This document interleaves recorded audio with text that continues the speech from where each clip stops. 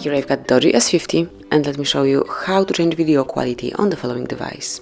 So at first you have to open the camera app, then go to the video mode and click on the settings icon right here.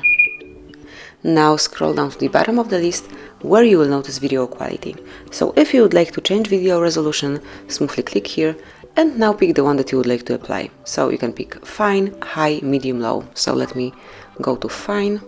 And that's it. As you can see, it has been already changed and you can record videos in this better mode. Then if you would like to pick some, for example, lower, maybe let's pick medium, you can smoothly click and then record in this video mode. So this is it. This is how you can change video resolution in your DOOGEE S50. Thank you for watching. Please subscribe our channel and leave the thumbs up.